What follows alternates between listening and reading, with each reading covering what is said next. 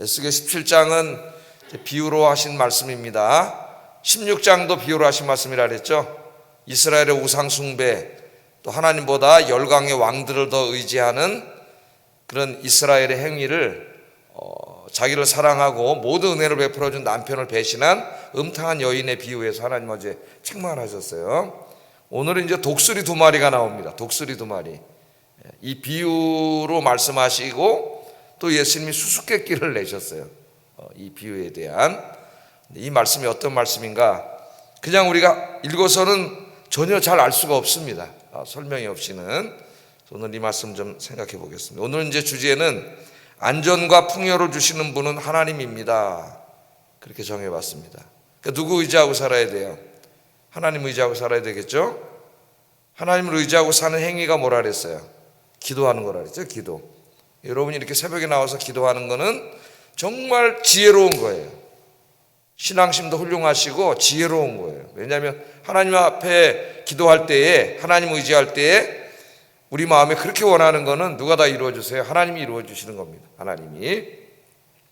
오늘 이 17장 이 비유의 역사적 배경은 에스겔이 포로로 끌려오던 주전 597년 그 사건을 배경으로 하고 있습니다.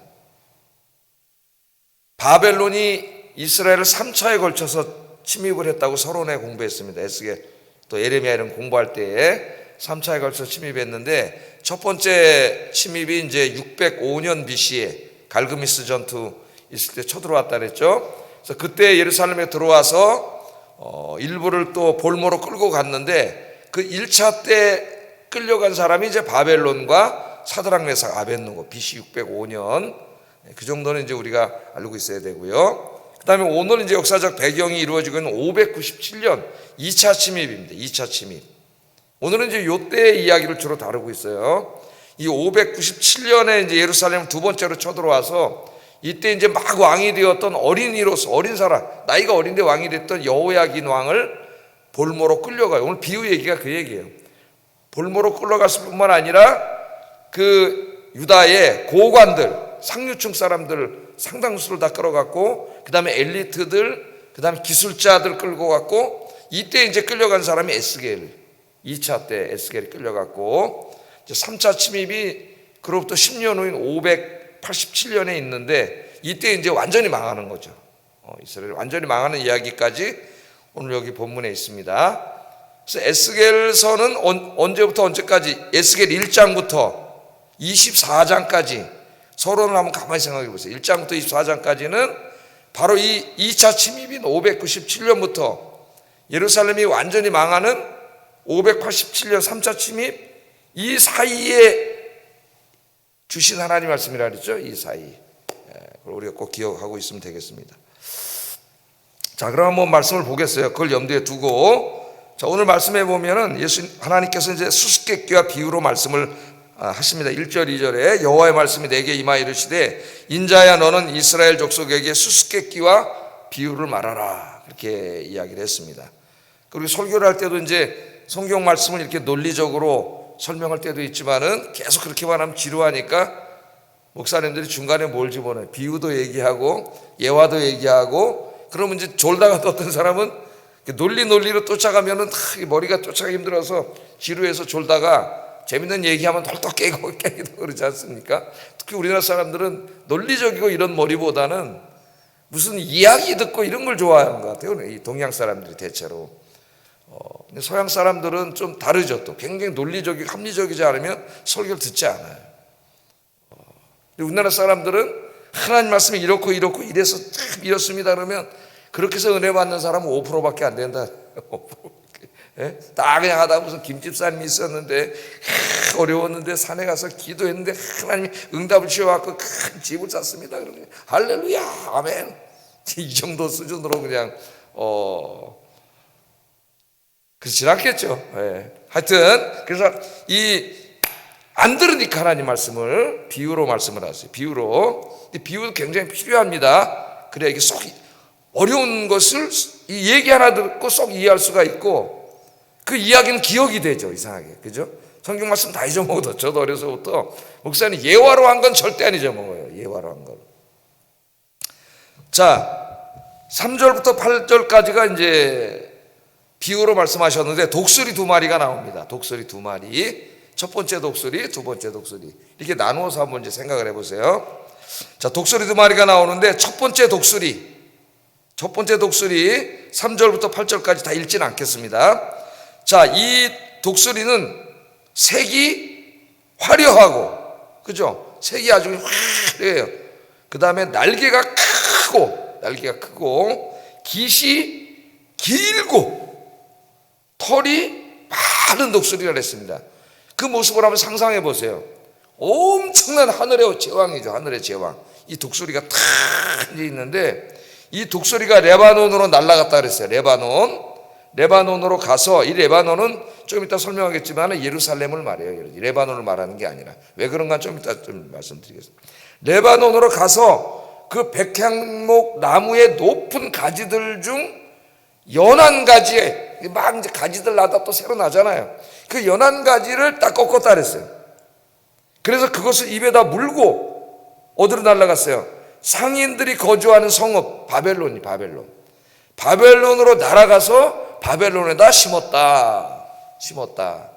이 비유가 어렵지 않은 것은 11절부터 하나님의 해석을 다 해주셨기 때문에 어렵지 않습니다. 자, 그리고 연한 가지만 꺾어간 게 아니라 그 레바논 땅에서 난 종자 씨앗. 여러분 저 감자 먹으면 다 안 먹고 시골 사람들이 몇 개는 남겨놓죠. 종자 씨앗 또 심어야 되잖아. 감자 다 먹으면 다음에 뭐가 나? 종자 씨앗. 그 종자 씨앗도 꺾어서 마치 수양보들 가지를 심는 것처럼 또 레바논 그 바벨론으로 가져가서 옥토에 심었다는 거예요. 심어서 나무가 다 자라고 보니까 무슨 나무라 그랬어요? 포도나무. 포도나무가 열렸다. 그렇게 말합니다. 자, 이 씨앗은 자라서 잎이 무성한 포도나무가 되었다고 이야기하고, 독수리는 뭘 원하는 거예요, 지금? 포도 열매를 맺기를 이제 원하고 가져갔습니다. 그런데 두 번째 독수리가 한 마리 나타납니다. 두 번째 독수리가. 그죠? 두 번째 독수리가 나타나는데 이 독수리도 역시 날개가 크고 털이 많은 독수리라 그래요. 앞에 거보다는 좀 설명이 덜합니다. 그러니까 이 독수리도 굉장히 멋있는 독수리지만은 첫 번째 독수리보다는 좀 질이 떨어지는 독수리예요. 큰 독수리예요, 큰 독수리. 자, 이 독수리가 날라오니까 이 포도나무가 바벨론에 이제 심겨진 포도나무죠. 포도나무가 갑자기 이상한 행동을 하기 시작하는 거예요. 자, 바벨론에서 날라온 독수리가 물어다가 다 심어가지고 포도나무가 크게 자라서 이제 포도 열매가 열릴 판인데, 그 독수리 의지하고 살다가 새로운 독수리가 날라오니까 어떻게 했다는 거예요? 말씀 그대로 하면은.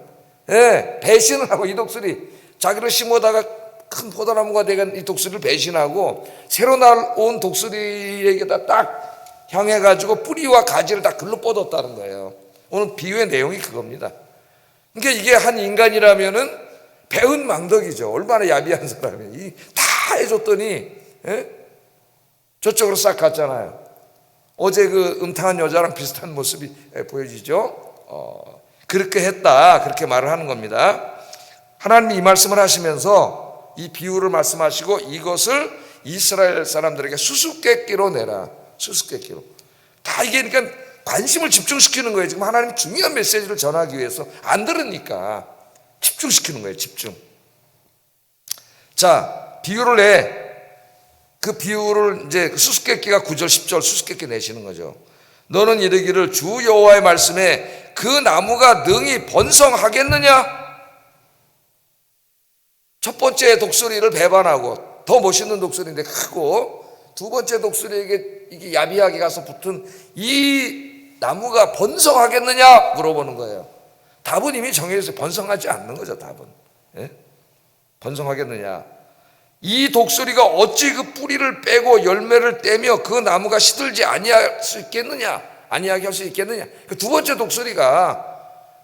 독수리에게 왜 뻗은 거예요? 그 독수리가 더 잘해줄 것 같으니까 그걸로 뻗은 거 아니에요. 그 두 번째 독수리가 그런 능력이 있겠느냐? 이렇게 물어보는 거예요, 하나님이. 대답은 다 뭐예요? 할 수 없다는 거죠. 그래서 결국 어떻게 된다는 겁니까? 이 야비한 포도나무가 다 말라서 죽게 된다는 거예요. 이게 하나의 그 비유와 수수께끼입니다, 지금. 비유와 수수께끼. 이게 무슨 말이지? 근데 이제 11절부터 하나님이 설명을 해주셨어요. 설명. 자, 이 비유의 해석이 11절에서 14절에 자세히 나옵니다. 11절 14절. 여호와의 말씀이 또 내게 임하 이르시되 너는 반역하는 족속에게 묻기를. 그러니까 벌써 이 반역, 배반, 이게 지금 예루살렘 거민들을 말한다는 걸 알 수가 있죠. 묻기를 너희가 이 비유를 깨닫지 못하느냐. 네 얘기다 이 말이에요. 네 얘기 깨닫지 못하느냐 하고 그들에게 말하기를 바벨론 왕이 예루살렘에 이르러 왕과 고관을 사로잡아 바벨론 자기에게로 끌어가고 그의 왕족 중에서 하나를 택하여 언약을 세우고 그에게 맹세하게 하고 또 그 땅에 능한 자들을 옮겨갔나니 이는 나라를 낮추어 스스로 서지 못하고 그 언약을 지켜야 능히 서게 하려 하였음이거늘. 그렇게 얘기하고 있습니다. 자, 이 첫 번째 독수리 누구라 그래요? 하나님이 바벨론이라 그러잖아요. 바벨론. 바벨론의 느부갓네살 왕입니다. 여기 레바논으로 날라왔다 그랬잖아요. 레바논 아까 제가 뭐라 그랬어요? 레바논을 말하는 게 아니라 예루살렘 성을 말해. 레바논에 있는 연한 가지를 아까 꺾어갔다 그랬죠? 왜 예루살렘을 레바논이라 그랬을까요? 예루살렘 성을 건축할 때에 어디에 있는 나무들을 갖다가 지었어요? 레바논의 백향목 나무를 전부 그 바다로 운반해다가 졌잖아요. 솔로몬 때 그 기술자들도 데려와가지고 그 백향목 나무를 세운 거예요. 그 백향목 나무의 연한 가지는 누구를 말해요? 그 왕을 말하는 거예요. 예루살렘 유다의 왕, 막 왕이 된 연한 가지잖아요. 누구예요? 어린 왕 여호야긴 왕을 말하는 겁니다. 여호야긴 왕. 자, 그래서 여호야긴 왕을 잡아갔잖아요. 2차 때 끌고 갔죠? 끌고 갔습니다. 근데 여호야긴 왕만 데려간 게 아니라 아까 서론 때 뭐라 그랬어요? 고관들, 엘리트들, 기술자들, 그 다음 제사장 일부들 다 잡아갔어요. 에스겔까지. 다시는 이 유다가, 예루살렘 유다가 스스로 일어나지 못하도록 그냥 능력 있는 사람 다 끌어가 버린 거예요. 다시는 반역하지 못하도록 다 끌어가 버린 겁니다. 그게 아까 뭐예요? 종자가 있어야 또 새로 날카로운 종자 씨앗이, 그것까지 다 가져갔다는 거죠. 다 가져가고 친척 중에 하나를 세워놨다는데 그 사람이 바로 여호야긴의 삼촌인 시드기야, 이제 유다의 마지막 왕입니다. 시드기야를 세워놨다, 그렇게 이야기하고 있는 거예요. 그래서 우리는 이제 11절 14절 하나님의 이 설명을 통해서 이 비유의 의미가 뭔지를 알 수가 있습니다. 아까 제가 서론에 말씀드렸던 그거예요. 2차 침입인 주전 597년에 예루살렘을 공격해서 왕과 이제 그 모든 이스라엘 엘리트들 다 끌어간 사건이고 에스겔까지 끌어갔던 그 사건입니다. 자, 그리고 이제 유다 땅에는 지금 누구를 세워놨어요? 삼촌인 시드기야를 왕으로 세워놨어요. 그냥 나라를 들어와서 이제 다 싹 쓸어버리고 자기들이 와서 그냥 막 통치한 게 아니라 자기 필요한 사람들만 저 바벨론 땅으로 옮겨놓고 왕은 그대로 통치를 하도록 시드기야 왕을 세워놨단 말이에요. 그냥 그 나라를 인정해 준 거예요. 초토화시키지 않고. 그리고 그들은 돌아갔습니다. 자, 그런데 이 어떻게 보면 이제 시혜를 베푼 거죠, 바벨론이. 그리고 이제 거기 서로 사인을 하고 언약을 하고 이렇게 했겠죠. 이렇게 해서 이렇게 해서 우리는 앞으로 이렇게 살겠다. 그러니까 어떻게 보면은 바벨론의 이제 속국 비슷하게 된 거예요. 그 대신 평화를 보장해 준 거죠. 평화 안정을 이제 보장해 준 겁니다. 자, 그런데 그 다음에 뭐가 나타났다 그랬어요? 비유에 두 번째 독수리가 나타났어요. 두 번째 독수리. 그러니까 첫 번째 독수리는 바벨론이잖아요. 지금 바벨론에게 향하고 있잖아요. 예? 바벨론을 속국으로 이제 이렇게 해서 평화를 누리고 있는데 두 번째 독수리가 나타나니까 갑자기 바벨론을 배반하고 두 번째 독수리를 향해서 두 번째 독수리가 손을 잡았다는 거예요. 여기 두 번째 독수리가 누구예요? 애굽이잖아요. 애굽이라고 이야기를 해요. 애굽. 그러니까 이거는 597년 이제 막 바벨론이 쳐들어오려고 그러고 막 그러고 이제 이렇게 바벨론 속국으로 있고 이러니까 시드기야와 이제 예루살렘 안에서 많은 논쟁이 있었고 보니까 애굽이 세지는 것 같거든. 약해졌던 애굽이. 그러니까 어디로 붙은 거예요? 다시 애굽으로 붙은 거예요. 하나님께로 돌아와야 되는데 또 애굽으로 붙은 거예요. 바벨론을 배반하고. 그러니까 이제 바벨론이 화가 나가지고 587년에 3차로 침입을 해가지고 이제 완전히 예루살렘 멸망하게 되는 겁니다. 오늘 비유가 전체적인 이거예요. 그럼 이들이 뭘 잘못했느냐? 애국과 손을 잡은 것이 무엇이 잘못이냐? 이것에 대해서 오늘 하나님이 굉장히 책망하고 계시거든요. 바벨론 왕이 이렇게 해서 그래도 이렇게 시혜를 베풀어 줬는데 어떻게 그걸 싹 배반하고 애굽하고 손을 잡았느냐. 이걸 굉장히 책망하셔요, 하나님이. 그래서 두 가지를 우리가 여기서 생각을 해봐야 되는데, 애굽과 손잡은 게 뭐가 그렇게 잘못된 거냐. 바벨론과 이렇게 돌아선 게 바벨론으로부터 뭐가 이렇게 잘못한 거냐. 첫째, 두 가지라 그랬어요. 첫째, 인간적인 신을 저버린 것을 하나님이 굉장히 책망을 하십니다. 그가 15절에 사절을 애굽에 보내 말과 군대를 구함으로 바벨론 왕을 배반하였으니 형통하겠느냐? 바벨론과 조약을 597년에 2차 침입 때 다 맺어가지고 평화 조약을 맺어서 이제 왕도 세워놓고 이제 그냥 갔잖아요, 다. 근데 그거를 어떻게 했다는 거예요? 어기고 애굽에게 의존하고 애굽에게 사실을 보내서 도와달라고 그걸 배반했다는 거예요. 그러니 너희들이 잘 되겠느냐? 하나님이 이렇게 말씀합니다. 또 바벨론 왕이 그를 왕으로 세웠거늘 그가 맹세를 저버리고 언약을 배반하였다. 시드기야에게 하는 말이죠. 시드기야에게. 바벨론 왕이 너를 왕으로 세워놓고 언약을 둘이 세워서 사인까지 다 하고 다 했는데 이거를 배반했다는 거예요. 자, 이 말씀을 볼 때 조금 의아할 수도 있습니다. 바벨론과 정치적으로 맺은 언약을 어떻게 보면 좀 불평등한 언약일 수가 있겠죠. 이게 조약이 이거를 배반했다고 애굽이 좀 더 세져서 국가의 이익을 위해서 애굽에게로 돌아섰다고 이게 그렇게 큰 죄인가 신앙적으로 그렇게 생각할 수도 있는데, 중요한 게 뭐냐면은 바벨론과 언약을 맺을 때 이 시드기야 왕과 예루살렘 이 유다가 하나님 앞에서 언약을 맺은 거예요. 하나님의 이름으로. 하나님의 이름. 이 바벨론이 지금 이 유다를 점령하고 예루살렘을 점령하고 이 모든 것에는 하나님의 뜻이 있습니다. 우리 예레미야서를 공부했기 때문에 다 알고 있어요. 다 여기 하나님의 뜻이 작용하고 있어요. 이제까지 이 예루살렘 유다인들, 이제 언약의 용어로 말하면 이스라엘이라고 할 수가 있겠는데, 이들이 지은 죄를 하나님이 바벨론이라는 몽둥이를 통해서 치는 거예요. 치시고 많은 사람들을 끌어서 바벨론으로 옮겨놓은 다음에 나중에 누구를 통해서, 여러분, 남은 자들이 어디서 나와요? 바벨론에 끌려갔던 사람들 중에서 나와요. 예레미야서를 읽으면은 이 사람들 중에 한 5만 명이 나중에 이제 돌아와가지고 예루살렘으로 어떡합니까? 예루살렘 성전을 다시 짓는 일이 벌어져요. 하나님의 계획은 다 이렇게 돼 있어요. 뜻과 계획은 인간이 모를 뿐이에요.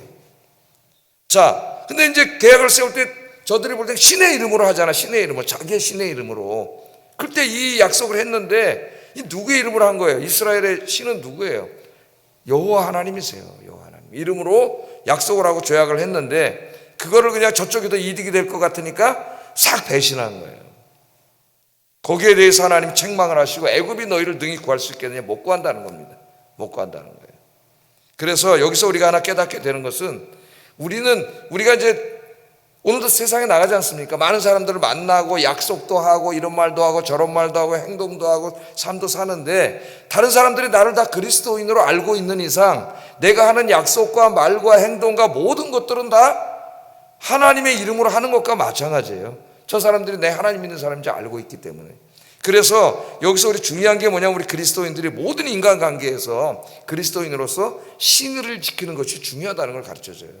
하나님이 약속을 지키고 신의를 지키고 신실하고 자기 이익을 위해서 손바닥 뒤집듯이 이걸 배반하고 그런 삶을 살아가면 안 된다. 그리스도는 야비하게 살아가고. 그래서 오늘 첫 번째 깨달은 것은, 우리는 그리스도인으로서 오늘도 나가서 많은 사람들을 만나는데 항상 진실한 사람, 신실한 사람, 신의를 지키는 사람, 약속을 지키는 사람, 정직한 사람, 그런 사람 되시기를 주의 이름으로 축복합니다.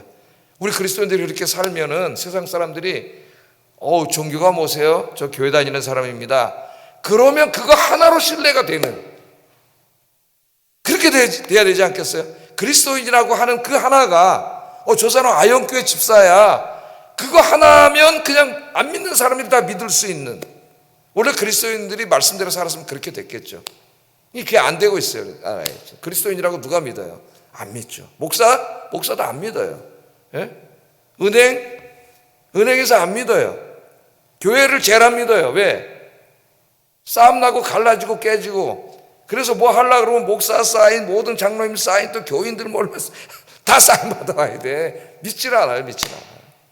부끄러운 일이에요. 부끄러운 일. 그래서 이제부터라도 우리 한 사람 한 사람이 세상에 나가서 우리는 하나님의 이름을 이미 갖고 있어요. 하나님의 자녀라고 하는. 신실하고 진실하고 정직하게 사시기를 주의 이름으로 축복합니다.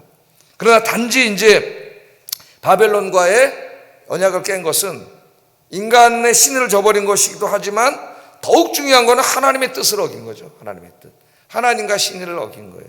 이 모든 일을 하시는 분이 지금 누구세요? 하나님이세요. 그래서 하나님이 이렇게 말씀하십니다. 19절 21절에 그러므로 주 여호와의 말씀이니라 내가 나의 삶을 두고 맹세하노니 그가 내 맹세를 없인 여기고 내 언약을 배반했다. 그러니까 이 말에는 아까 내 이름으로 아까 바벨론하고 언약한 것 어김으로 하나님의 영광을 어떻게 해요? 실추시켰잖아요. 예? 뿐만 아니라 이 모든 건 다 하나님이 하시는 일인데 하나님의 뜻을 알지 못하고 자기들 마음대로 하는 거죠. 이 시드기야가. 우리 예레미야서를 읽으면은 여러분 어떤 내용이 나옵니까? 이 시기에 여기는 지금 이제 그발강가고 예루살렘에 하나님이 예레미야를 보내서 바벨론에게 항복하라 그러잖아요. 바벨론을 통해서 너희를 치시는 것이고 너희가 죄 진 만큼 이제 당할 수밖에 없어. 죄값을 받아야 돼. 이제 하나님 더 이상 은혜의 기간이 지났어요. 그 이제 죄값을 받으면 그 가운데 이스라엘 백성들이 나라를 빼앗기고 끌려가면서 이제 자신들이 왜 이렇게 됐나, 불행하게 됐나를 생각하게 될 것이고 그 가운데 이제 회개하고 눈물로 돌아올 때에 하나님 그들을 다시 남은 자로 삼아서 그들을 돌아오게 해가지고 성전을 짓고 다시 너희를 회복시키겠다고 하는 것이 하나님의 이 전체 계획이에요. 근데 지금 시드기야 왕청 바로 이때입니다. 이 똑같은 시기에 얘기를 다룬 게 예레미야서예요. 그때 예루살렘 안에는 나뉘어 있었습니다. 시드기야 왕과 고관들, 남아있는 사람들, 고관들, 이 모든 사람들이 애굽을 의지해야 된다. 애굽을 의지해. 바벨론하고 싸워야 된다. 에? 자, 예레미야가 계속 가서 말하죠. 하나님의 뜻은 그게 아니라고. 그랬더니 시드기야 왕이 예레미야를 두세 번이나 개인적으로 불러서 물어봤는데도 예레미야가 똑같은 말을 하잖아요. 그러면 하나님 말씀을 순종하고 돌아와야 되는데도 예레미야를 잡아서 감옥에 가두고 또 어떨 때는 웅덩이 파가 거기다 가둬버렸잖아요. 가두고 뚜껑을 닫아버리고 애굽에게 사신을 보내서 도와달라 그랬어요. 그러니까 애굽이 도와준다 그랬어요. 그러니까 바벨론이 쳐들어오면 587년에 애굽이 도와줄 줄 알았어. 근데 쳐들어왔어요. 587년에 무려 18개월 동안 포위를 하고 있었어요. 18개월. 예레미야서에 자세히 나옵니다. 18개월을 포위하고 있었는데 애굽이 왔어요, 안 왔어요? 안 왔어요. 도와주러 안 왔어요. 네. 자, 예레미야를 통해서 전해진 하나님의 말씀에 순종했으면 그 비록 바벨론의 속국 상태에 있었지만은 평화롭게 살 수 있었어요. 그리고 하나님이 그 평화 속에서 남은 자들을 통해서 다시 모든 걸 회복시켜 주려고 했는데 이 하나님의 모든 계획이 마음에 들지 않는 거예요. 시드기야가 바벨론에게 속고 마음에 안 드는 거예요. 그래서 어떻게 했어요? 하나님의 뜻을 무시하고 하나님의 뜻을 전하는 예레미야를 잡아다 웅덩이에다가 쳐넣어버리고 애굽에 사신을 보내서 바벨론과 싸우다가 망한 겁니다. 여기서 두 번째 우리에게 주시는 중요한 교훈이 뭐예요, 여러분? 우리 인생에 제일 중요한 게 뭐예요? 내 생각이 아니래, 내 생각이. 예? 세상에 어떤 돌아가는 이런 게 아니고 내 생각이 아니고 하나님의 뜻이 제일 중요한 거예요. 하나님의 뜻은 어디에 기록되어 있어요? 성경 말씀에 기록되어 있습니다. 그래서 신앙생활은 복잡하지 않아요. 내가 복잡한 거예요, 혼자. 하나님 말씀들 묵상하면서 이렇게 들으면서 주의 말씀대로 주님 뜻대로 한 걸음 한 걸음 살아가는 게 신앙생활입니다. 그렇게 살아가시기를 주의 이름으로 축복합니다. 자, 마지막으로 시드기야가 왜 이렇게 지금 동분서주하고 있습니까? 시드기야 왕이 왜 바벨론에 왜 애굽에 갔다가 어디로 가야 되지? 왜 이러고 있어요? 뭘 위해서? 목적이 뭐예요? 평화와 안전이에요. 지금 똑같아요. 현대 국가하고 우리가 평화하고 안전 아닙니까, 여러분? 번영과 안전. 평화라기보다는 번영과 안전. 번영과 안정.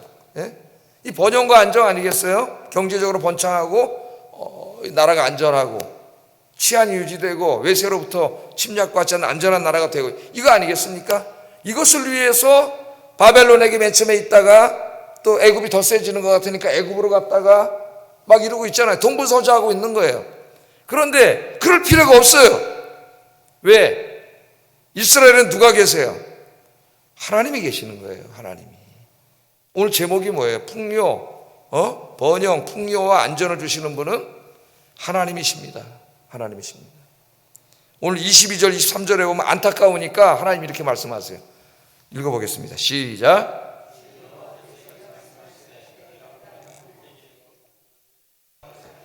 내가 그 높은 세 가지 끝에서 연한 가지를 꺾고 높고 우뚝 솟은 산에 심되 이스라엘 높은 산에 심으리니 그 가지가 무성하고 열매를 맺어서 아름다운 백향목이 될 것이요 각종 새가 그 아래에 깃들이며 그 가지 그늘에 살리라. 이제 누가 하신다래요? 주 여호와께서 말씀, 내가 하신, 내가 새로 심는다 그러잖아요. 내가 갖다 심어서 그 나무가 크게 자라게. 그게 바벨론 사람들이 한 거에 비하겠느냐? 하나님 그 말이죠. 큰 나무가 돼서 새들이 그냥 거기 새까맣게 해서 달라붙는 엄청난 나라로 만들어 줄 텐데, 이스라엘을 하나님 의지하고 기도하고 살았으면은 이럴 필요가 없잖아요. 여러분이 살다가 힘들고 어려운 일들, 당황스러운 일들이 많이 닥칩니다. 근데 어떻게 하면 돼요? 그럴 때일수록 간단한 해결책은 무릎 꿇으면 되는 거예요. 하나님 앞에. 예? 당황해서 왔다 갔다 하지 말고 하나님 앞에 무릎 꿇고 기도하면 되는 거예요. 하나님 앞에 매달리면은 하나님 내가 한다 그러잖아요. 내가. 하나님 외에 누가 하실 수 있겠어요? 내 인생을 누가 새롭게 창조할 수 있겠어요? 하나님만이 해주시는 거죠. 누구에게? 하나님 의지하고 하나님 경외하는 사람. 24절 딱 말하잖아요. 들의 모든 나무가 나 여호와는 높은 나무는 낮추고 낮은 나무를 높이며 푸른 나무는 말리고 마른 나무는 무서워하게 해. 교만하고 높아진 자들은 다 낮추고 겸손하게 하나님 앞에 무릎 꿇은 자는 하나님 높인다래. 높여. 예? 높여요. 그 나무의 그림이 시편 1편에 나오잖아요. 한번 읽어보겠습니다. 시작.